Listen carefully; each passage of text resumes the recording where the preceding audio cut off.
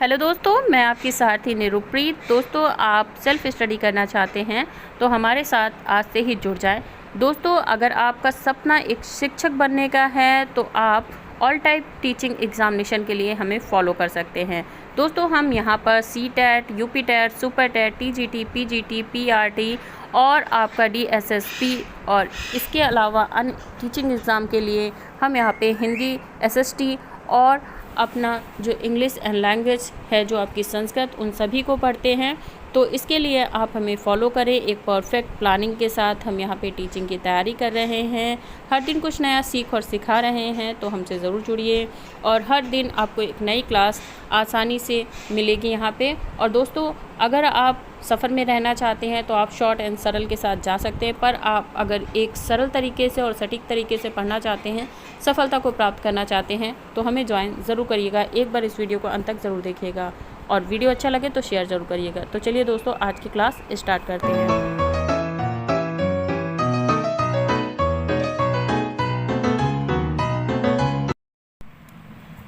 Hello दोस्तों, आज दोस्तों हम लेकर आए हैं रस के महत्वपूर्ण प्रश्न। दोस्तों, अगर ये प्रश्न आप सभी ध्यानपूर्वक देखते हैं तो यकीन मानिए अपकमिंग एग्ज़ाम जो भी आपका होने वाला है, आपका टीचिंग सिलेबस से एग्ज़ाम हो या फिर आप अदर साइड किसी भी बेस पे एग्ज़ाम दे रहे हो जहाँ पर आपकी हिंदी में रस पूछा जाता है, तो यकीन मानिए आपके ये प्रश्न उत्तर आपके लिए बहुत ही महत्वपूर्ण और सहायक सिद्ध होंगे। तो दोस्तों, आज का ये वीडियो शुरू करने से पहले दोस्तों मैं आपको बता दूं, इससे पहले हम रस के भेद, रस का अर्थ, रस के प्रकार सब कुछ पढ़ चुके हैं, विस्तृत तौर से पढ़ चुके हैं, आसान और सरल तरीके से, सटीक तरीके से पढ़ चुके हैं। तो अभी तक के अगर आपने मेरे पिछले वीडियो नहीं देखे हैं तो प्लीज़ सबसे पहले उन्हें देखें ताकि आप इन प्रश्नों को अच्छे से समझ सकें। दोस्तों, अगर आप चैनल पे नए हैं तो वीडियो शुरू करने से पहले चैनल को सब्सक्राइब करें, बेल आइकन को प्रेस करें ताकि अगली आने वाली वीडियोस की नोटिफिकेशन दोस्तों आपको मिल जाए। तो चलिए दोस्तों, वीडियो स्टार्ट करते हैं। दोस्तों, सबसे पहले क्वेश्चन जो हमारा है वो है, प्रश्न हमारा है, रस सामग्री किस विकल्प से दी गई है या में दी गई है। तो दोस्तों, जब भी आपसे ऐसे प्रश्न आते हैं तो आप ऐसे प्रश्नों को देखकर कहते हैं ये प्रश्न बहुत ही जटिल हैं, आउट ऑफ सिलेबस हैं, हमारे जो सिलेबस था उसमें दिया ही नहीं गया। ऐसा कभी भी नहीं होता, आपके सिलेबस से हटकर कभी कुछ नहीं पूछा जाता। बस आपके जो पढ़ने का तरीका है शॉर्ट एंड सरल, वो हर बार आपको ले डूबता है, तो ऐसा ना करें। अब देखिए, यहाँ पे जब हमने रस को पढ़ा था तो हमने पढ़ा था कि जो रस के भाग होते हैं, प्रकार होते हैं, वो 4 प्रकार के होते हैं: विभव, अनुभव, संचारी और स्थायी भाव। इन्हें ही हम सामग्री कहते हैं। अगला आता है, काव्य शास्त्र में सौंदर्य में नवरस से क्या अभिप्राय है। तो 9 रस से अभिप्राय 9 रसों से है इनका। रसोवेशा रस में संबंधित किस कथन का उल्लेख इनमें से किस ग्रंथ में मिलता है।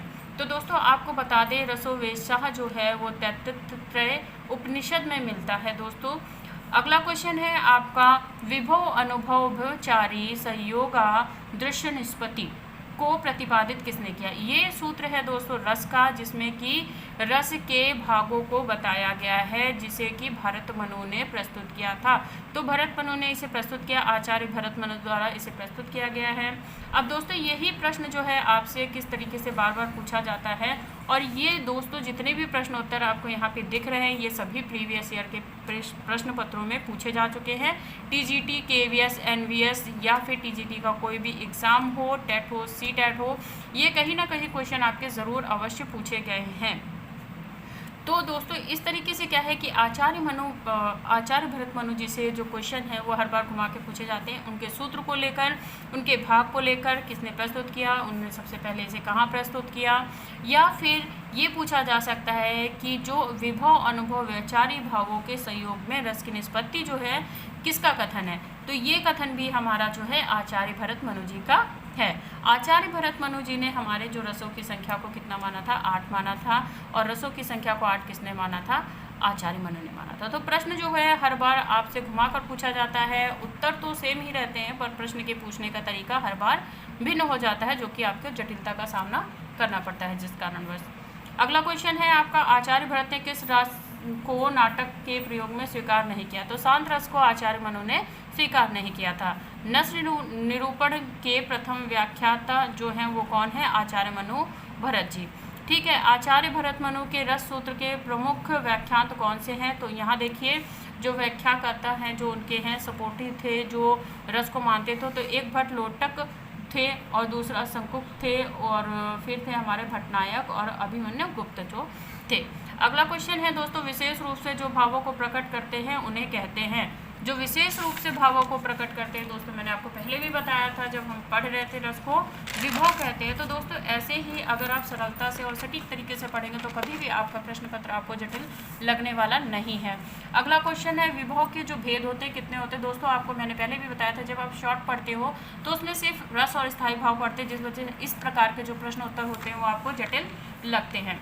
तो देखिए, विभव के जो भेद होते हैं दो होते हैं, आलंबन और उद्दीपन। उद्दीपन क्या है, जो आलंबन है वह डायरेक्ट जो है उसको शो करता है और उद्दीपन जो है उसके भाव को जो है प्रस्तुत करता है। अगला प्रश्न है, भाव शांति, भाव संधि और भाव सबलता का संबंध भाव के किस भेद से है। तो संचारी भाव से इसका संबंध होता है।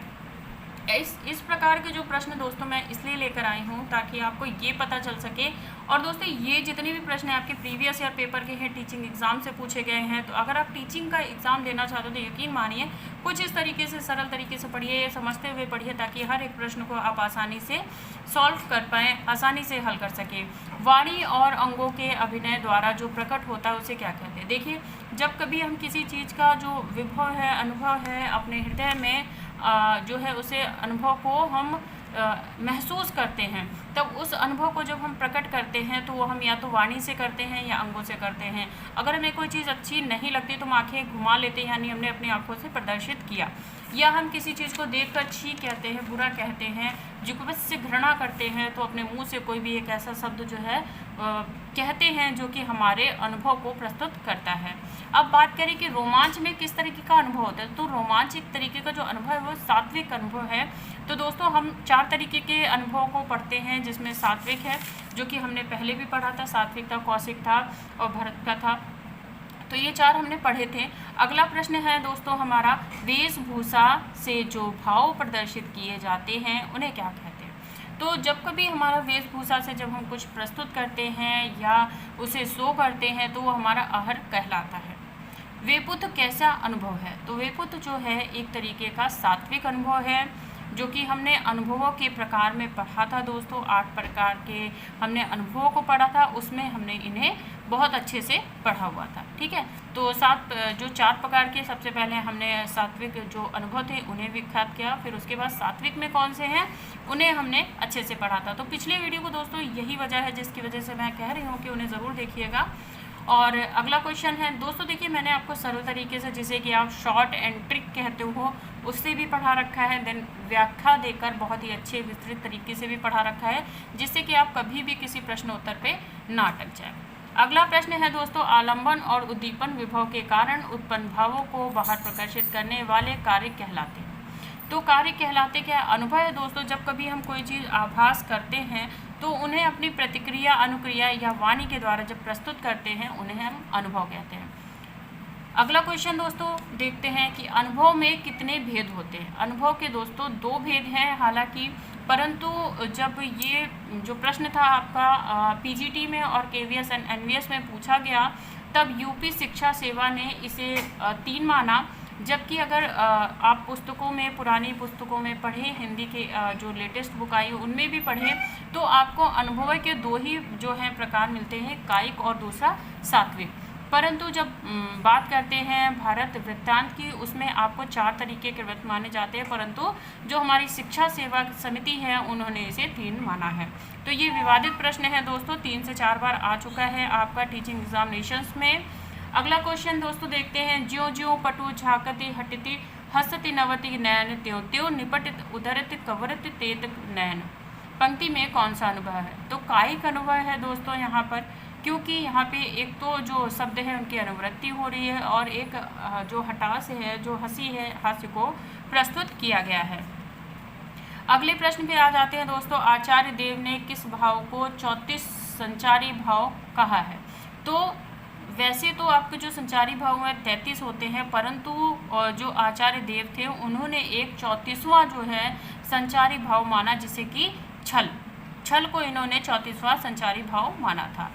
तो जो संचारी भाव को भरत मनु ने माना था, उन्होंने 33 संचारी भाव को माना था। हालांकि वर्तमान समय में अभी तक के स्पष्ट नहीं किया जा सका है कि संचारी भाव की संख्या जो है कितनी निर्धारित की जाए।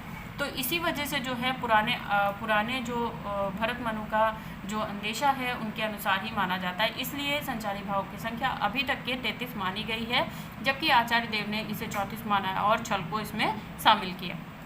अगला प्रश्न देखते हैं दोस्तों, निम्नलिखित में से कौन सा संचारी भाव नहीं है? तो रोमांच दोस्तों किसी भी प्रकार का संचारी भाव नहीं होता है, क्योंकि रोमांच ना तो अनुभव है, ना ही विभव है और ना ही संयोग है। ठीक है, अगले पे आ जाते हैं, अस्मक क्या है? तो अस्मक एक संचारी भाव है, एक प्रकार का उसका एक हिस्सा है अस्मक।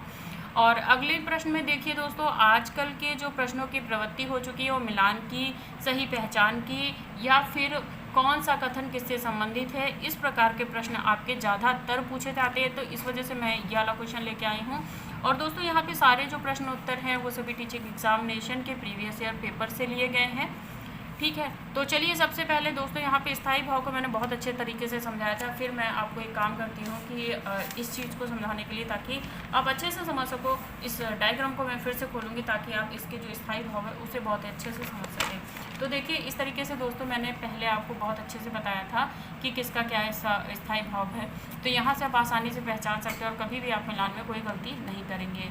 देखिए दोस्तों, जो रस होता है वो जैसी आपकी प्रतिक्रिया उस पर प्रस्तुत करते हैं, विभव होता है, वैसे ही आपका अनुभव होता है और वही उसका जो होता है स्थायी भाव होता है। किसी बच्चे को देखकर बड़े के प्रति जो मन में, हृदय में जो पहली विभव होती है वो रति या प्रेम की होती है, इसलिए स्थायी भाव प्रेम या रति होगा। श्रृंगार रस किसी के अच्छे सौंदर्य को देखकर हमारे मन में जो प्रेम उमड़ता है, जो वात्सल्य होता है वो वात्सल्य रस में आता है, परंतु श्रृंगार को देखकर जब हम आकर्षित होते हैं तो प्रेम भाव जो उत्पन्न होता है वो भी रति प्रेम स्थायी भाव होता है। परंतु जब हम किसी घृणित चीज़ को या एक विभत्स चीज़ को देखते हैं जिससे हमारे मन में, हृदय में जुगस्पसा जो है उत्पन्न होती है, उसे हम घृणा है, यानी हमारा स्थायी भाव जो है यहाँ पे घृणा हो जाता है। हास्य, यानी जब हम हंस रहे हैं किसी बात पे तो जाहिर सी बात है ना, जो प्रतिक्रिया है स्थायी भाव हमारा क्या होगा, यहाँ पे हास्य होगा।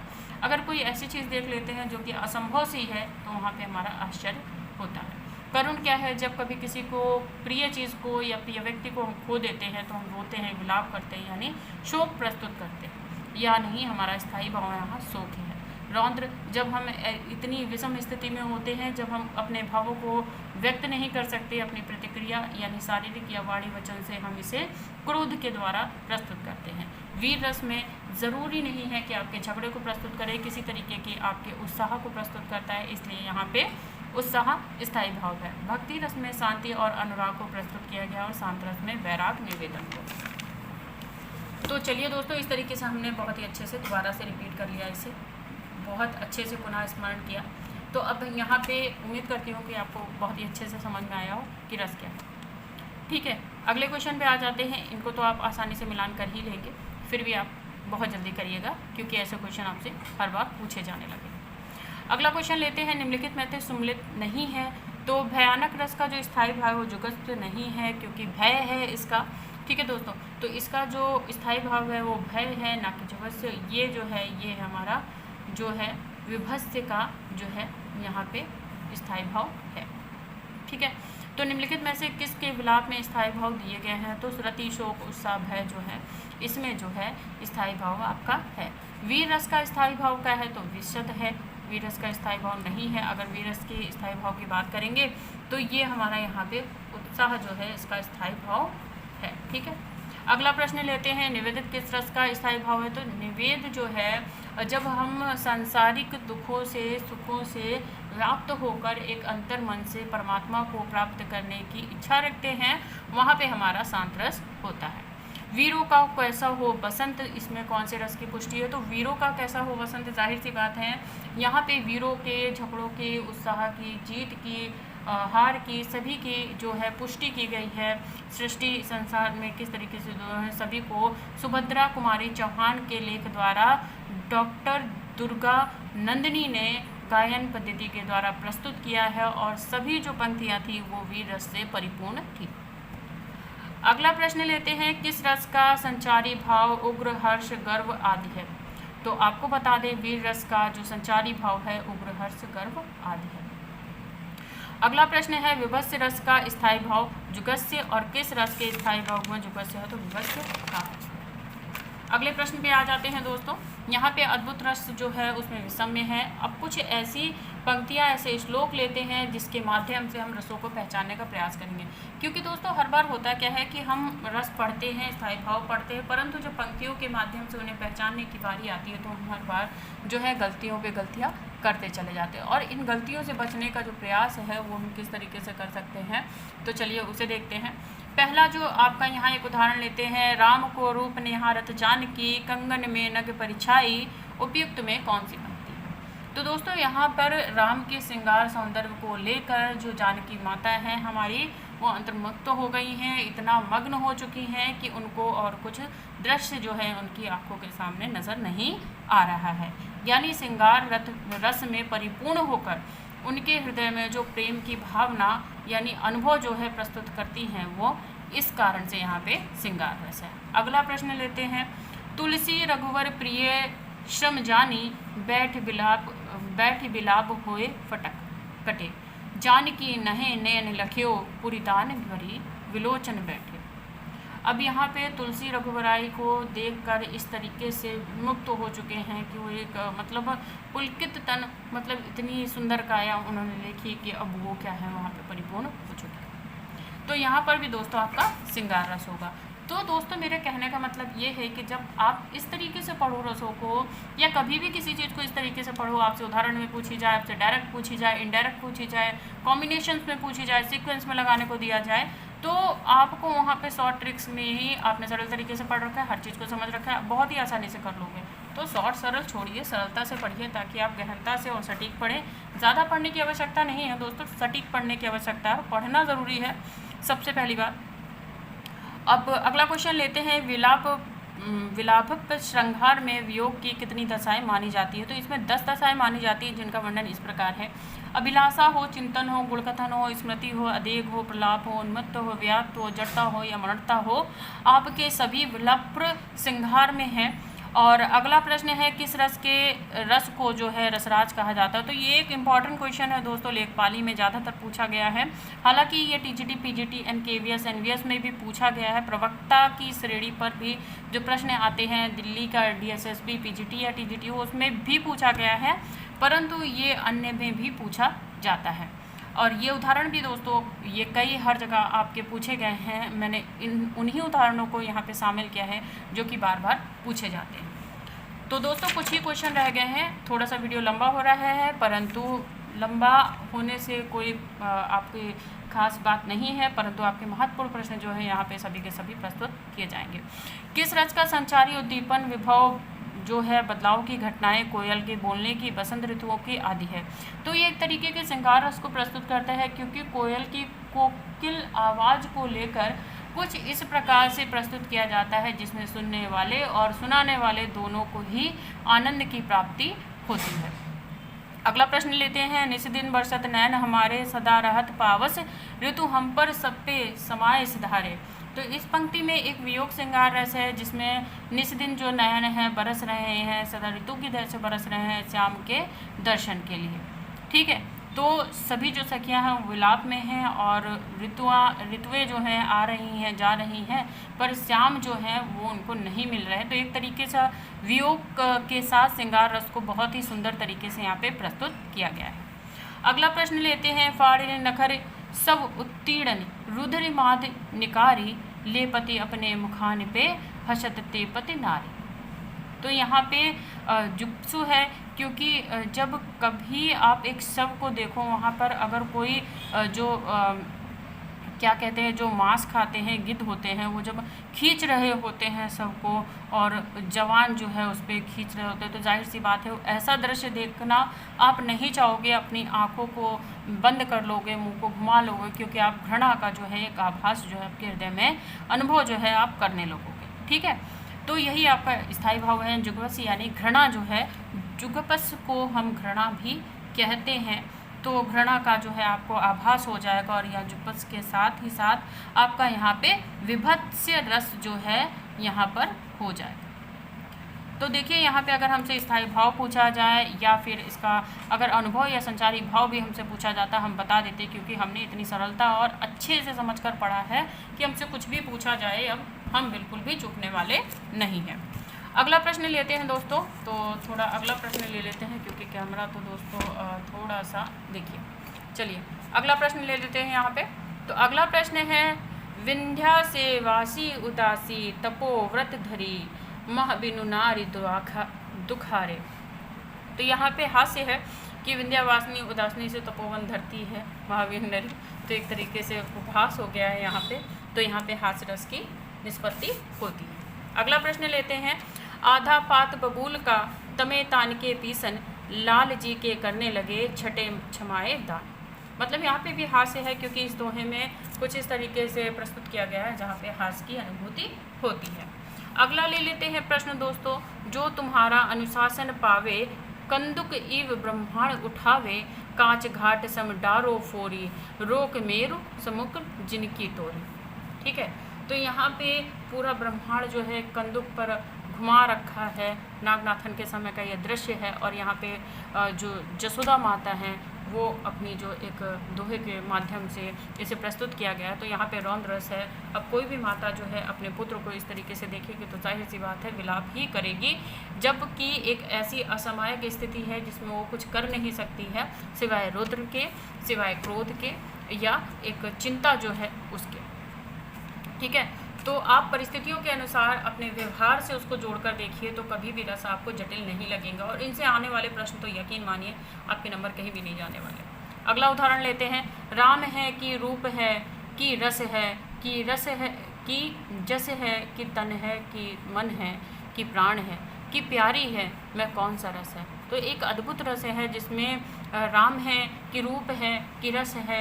यहाँ पे एक आश्चर्यजनक बातें की जा रही हैं जिससे विषम्य होकर अद्भुत रस यहाँ पे प्रस्तुत होता है। बात करें स्थायी भाव की तो हर एक स्थायी भाव आपका यहाँ पे आश्चर्यजनक है, आश्चर्य है या फिर हम इसे विस्मय कह देते हैं। ठीक है, तो यहाँ पे दो आपके स्थायी भाव हैं। अगला प्रश्न लेते हैं दोस्तों। तो ये दोस्तों बस 5-6 प्रश्न और रह गए हैं तो इन्हें भी ख़त्म करते हैं ताकि महत्वपूर्ण प्रश्न जो है आपकी ये श्रृंखला जो है समाप्त हो सके। तो अगला प्रश्न है संसार थे जड़ या चेतन सुंदर सकार बना था चेतना एक विखलल थी आनंद अखंड घना था। मतलब शांत रस है, यहाँ पे एक वियोग को प्रस्तुत किया एक यहाँ वैराग्य को प्रस्तुत किया गया है जिस वजह से यहाँ पे शांत रस है। ठीक है, इसका जो स्थायी भाव है वो है निवेद्र। अगला प्रश्न है आपका प्रच्छन्न रोग प्रकट भोग संयोग मात्र भावी वियोग हाँ लोभ मोह लीन लोग भूले अपना अपरिणाम ओह क्षण भंगुर भव राम राम। अब यहाँ पे राम के प्रच्छन्न जो रोग है भोग है इन सभी संसार मोह माया को प्रस्तुत किया गया और एक क्षण भंगुर है ये सभी भाव और ऐसा कह के राम राम की स्तुति जो है की जा रही है। इस वजह से ये वैराग्य को प्रस्तुत करता है जिस वजह से यहाँ पे सात रस है। अगला लेते हैं दुखी है जीवन की कथा रही क्या कहूँ आज जो नहीं कही। यहाँ पे इतना दुखी है मानस कवि जो अपनी व्यथा जो है कुछ अश्रुओं से प्रस्तुत करता है, शोक को प्रस्तुत करता है, इसलिए यहाँ पे करुण रस हो जाता है। अगला लेते हैं अभी तो मुकुट बांधा था माथा अभी तो मुकुट बांधा था माथा हुआ काल की हल्दी में हाथ खुले भी ना थे लाज के बोल खुले ना थे लाज के बोल खिले थे चुंबन सून कपूर हाय रुक गई यही संसार बना सिंदूर अनार सिंगार वृहत ललाली वह सुकुमार पड़ी है छिन्न धार। मतलब यहाँ पे ऐसे वृत्तांत को प्रस्तुत किया गया एक नई नवेली दुल्हन के श्रृंगार को और करुण रस के साथ जिसका पति जो है मृत्यु को प्राप्त हो चुका है, छिन्न धरा पे पड़ा हुआ है वो सुकुमार और उसकी नई जो एक विवाहित स्त्री की जो एक व्यथा होती है उसको यहाँ पे करुण रस के द्वारा प्रस्तुत किया गया है जो कि बहुत ही शोक को प्रस्तुत करता है, इसलिए यहाँ पे स्थायी भाव जो इसका शोक हो जाता है। मात्र 2-3 क्वेश्चन रह गए दोस्तों, फटाफट उन्हें भी करते हैं। तो देखिए अगला क्वेश्चन है मन की उत्पन्ना वेदना मन ही मन में बहती थी चुप रहकर अंतर आत्मा कुछ मौन व्यथा की कहती थी दुर्गम पथ चलने का वो संबल छूट गया था अविचल अविकल वह प्राणी भीतर ही टूट गया था। तो यहाँ पे भी दोस्तों आपके करुण रस को प्रस्तुत किया गया है। और अगला प्रश्न है दोस्तों हमारा एक ओर उजागर इलाके एक ओर मिगराए बीकल बटोर बीच में परायो मूछ खाए। यानी भयंकर, इतना भयंकर दृश्य है जिसको प्रस्तुत किया गया है। जसुदा हरि पालन झुलावे, पलने झुलावे, हलावे दुलरावे हलावे, जही सोई कहू गावे। तो जसुदा माता यहाँ पे कान्हा जी को खिला रही हैं, यानी वात्सल्य माता का पुत्र के प्रति जो प्रेम है उसे प्रस्तुत किया जा रहा है, यानी रति और प्रेम यहाँ पे हो रहा है। अगला है प्रश्न, सोहत करु नवनीत लिए घुटरून, चलत रेणु तन मंडित मुख थवी लेप लिए। तो वात्सल्य यहाँ पे भी है, रति और प्रेम। मेरी भाव बाधा हरो राधा नागर सोई, जा तन की झाई परे श्याम हरित दुहि मोई। यहाँ पे भक्ति रस है दोस्तों। अब अगला है दोस्तों भक्ति रस का ही है। कहा केकई ने सक्रोध दूर हट, दूर हरि निर्बोधक। भक्ति भाव को यहाँ पे प्रस्तुत किया गया है। अंतिम प्रश्न है दोस्तों हमारा, महत्वपूर्ण प्रश्न है दोस्तों, ये कई बार पूछा गया है। भारती व्रति का संबंध किस रस से है। तो यहाँ पे दोस्तों, यहाँ पे विवादित प्रश्न है हालांकि ये, परंतु फिर भी जो हमारी शिक्षा समिति ने है इसे श्रृंगार रस माना है। तो आप कभी भी प्रश्न ये आता है तो आप इसे श्रृंगार रस के साथ जा सकते हैं। तो इस प्रकार दोस्तों हमने यहाँ पे कुछ महत्वपूर्ण प्रश्न हैं जो रसों को लिए थे। तो दोस्तों अगली वीडियो में हम अलंकार को पढ़ेंगे। तो अगर आप अलंकार को बहुत अच्छे और सरल तरीके से साथ ही साथ महत्वपूर्ण प्रश्नों के साथ पढ़ना चाहते हैं तो करना कुछ नहीं है दोस्तों। अगर ये वीडियो अच्छा लगता है तो सबसे पहले तो इसको लाइक करिएगा, जिससे मेरा मोटिवेशन बना रहे, और साथ ही साथ क्या करना है कि इस वीडियो को शेयर कर देना है ताकि ऐसी जो अच्छी बातें हैं लोगों तक पहुंच सकें। अच्छाई फैलाना बहुत ही अच्छी बात होती है। और आप पढ़ते ज़रूर रहिएगा, क्योंकि जब तक कि पढ़ेंगे नहीं आगे बढ़ेंगे नहीं दोस्तों। और साथ ही साथ अगर आप चैनल को अभी तक के सब्सक्राइब नहीं किया तो चैनल को सब्सक्राइब करिएगा, ताकि जो अपकमिंग क्लासेस हैं उनके वीडियो आपको मिल सके दोस्तों। तो आज की वीडियो में इतना ही दोस्तों। अगली वीडियो में कुछ नया सीखेंगे और फिर सिखाएंगे। तो अभी के लिए धन्यवाद। Thanks for watching my video friend. Bye bye friend.